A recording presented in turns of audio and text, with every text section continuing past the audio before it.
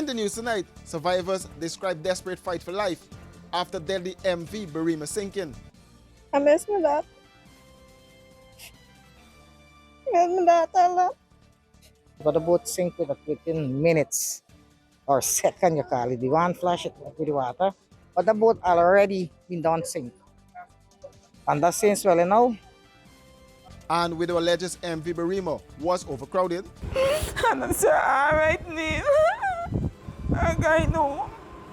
And I go upstairs. I just got to pass the passengers, them upstairs. Oh, when I go upstairs, if you see people, I say, oh, this boat full. If you see children, babies, that kind of thing, oh. Oh, and I come off the boat and even me and she turned and tell me, Diane, this boat low, this boat too low. She come and she said, Diane, we pray. But we ignored the prayer, we didn't pray. More than 7 hours after the MV Barima sank, 18-year-old Alicia Atkinson was pulled from the water alive. But the rescue came without her 3-year-old daughter, who was swept away in the rushing waters as the overcrowded vessel went down. Atkinson, who had been traveling with her 2 children to Port Kaituma, said she was holding her 10-month-old baby while her older daughter slept when disaster struck. Standing outside the mortuary at the charity hospital, Atkinson broke down in tears as she waited alongside dozens of other relatives for news about loved ones who remain missing. Sit down and my daughter being laid down sleeping and my son being in my hand. So sudden, so like we both been can't then.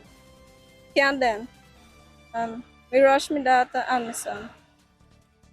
By the time me done in the water, done the tail down already.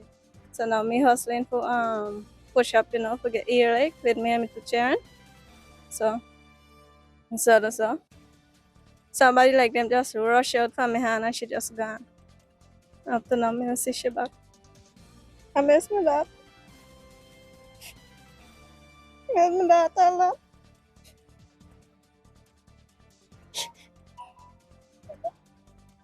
Another survivor, Helena Munsami, said she survived alongside 4 of her grandchildren after spending hours in the water before she was rescued.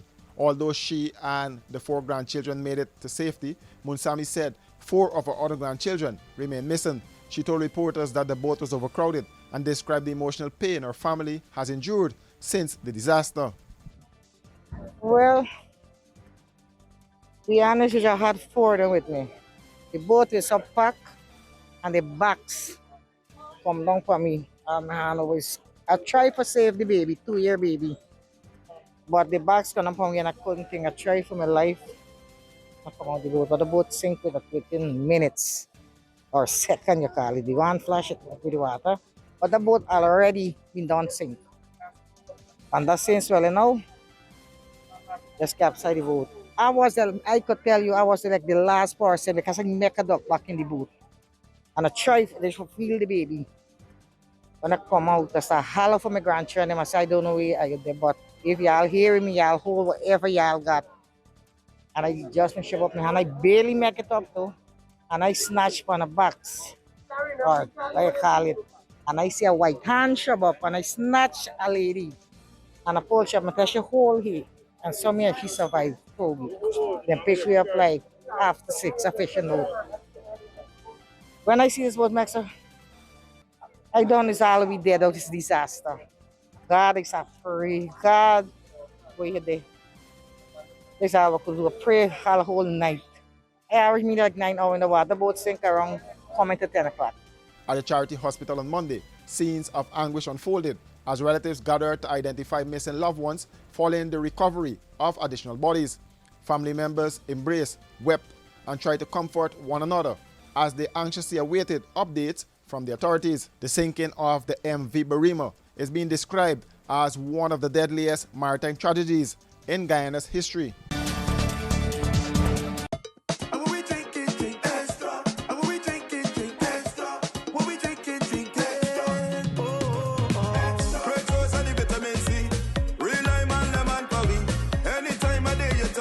Extra lime, lemon, and you will agree. Extra lemon and lime. It's the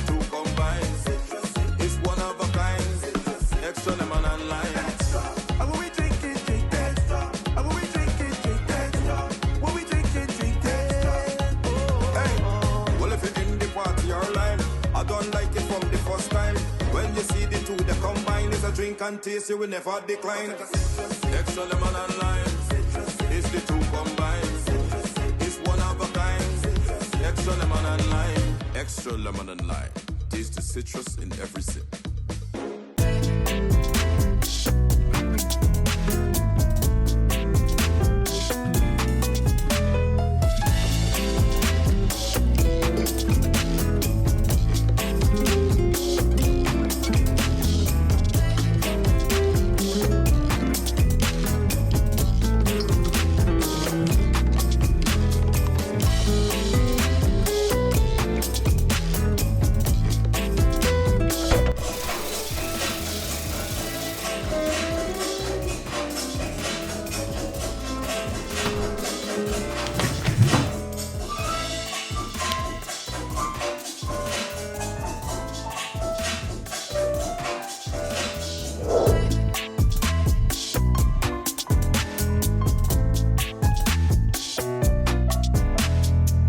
Igloo Premium Ice Cream. Not all good things must come to an end.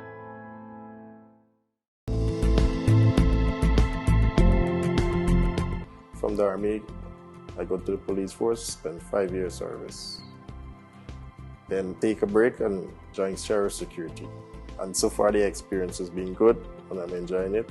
I like my work, very dedicated and determined. Very nice company, have a lot of benefits. So I think sheriff security is one of the best so far for me, from my experience.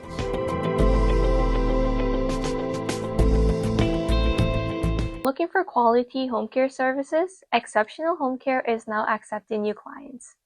Let our caring and professional team provide the care you or your family member deserve. Contact us for more information. Running late and can't wait to the gate? We got you.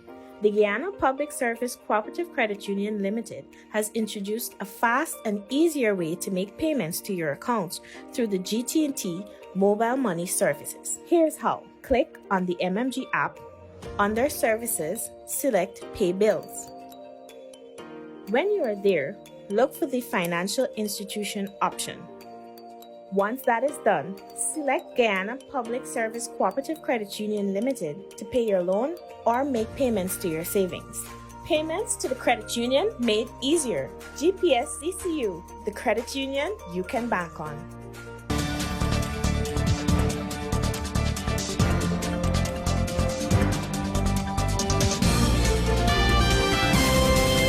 As Ghana prepares to observe 3 days of national mourning for the victims of the MV Barima disaster, the court, the widow of one of the men who died, questioned whether the vessel should have departed for Port Kaituma, alleging it was overcrowded and that one of its engines needed repairs before leaving port.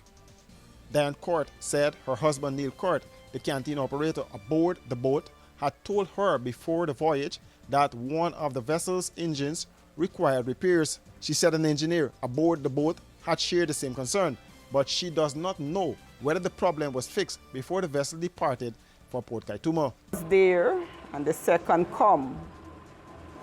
He said, Auntie Diane, we still have the problem with the one engine. I told and I tell you, I said, them fix it. He said, Auntie Diane, nobody ain't fix it.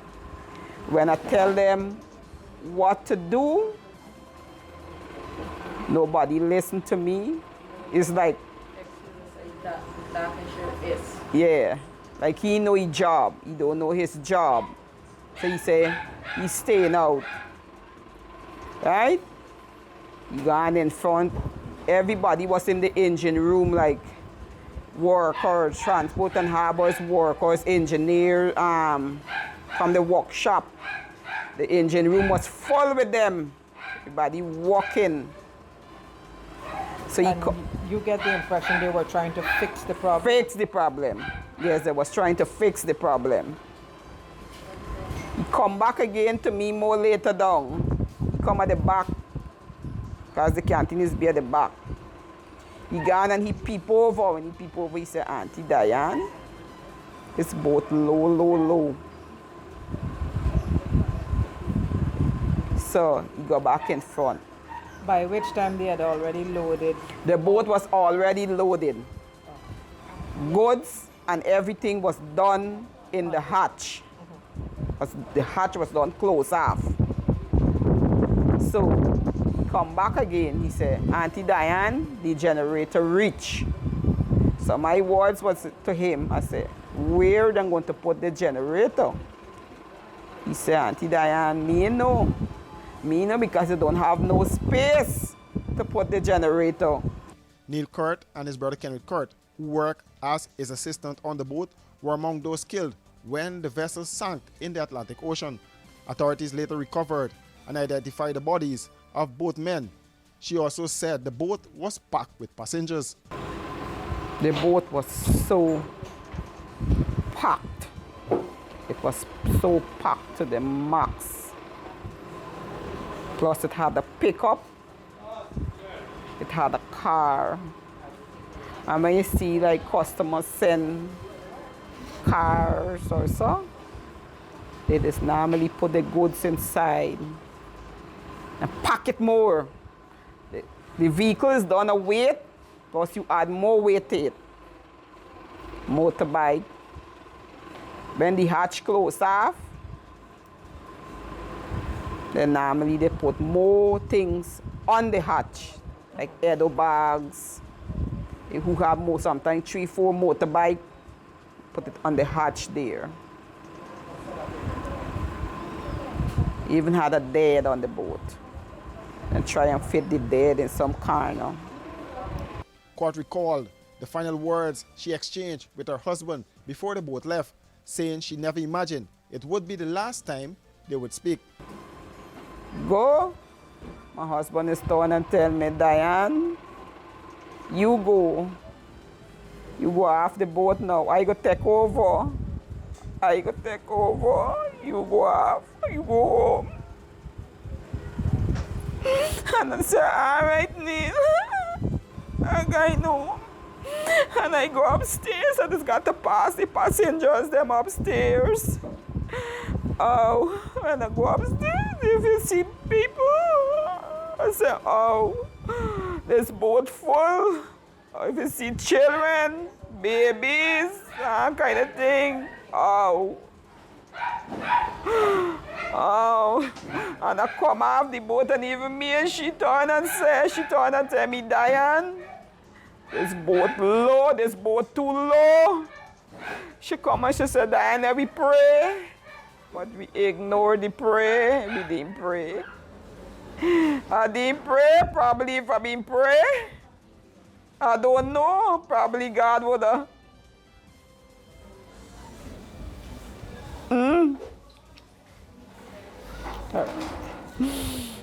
She said she learned of the disaster after receiving a phone call from a friend of one of the sailors aboard the vessel. I was home here Saturday night.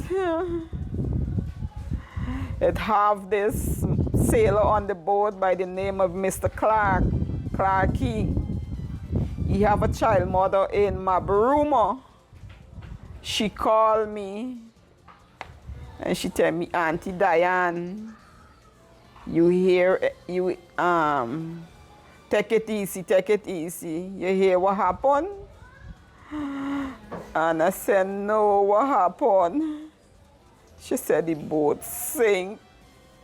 The boat sink, Auntie Diana said the boat sink. I said, where you hear that from? She said, Auntie Diana just hear it. And right away I fly up from my bed and tell my daughter, said, we got to go. We got to go down.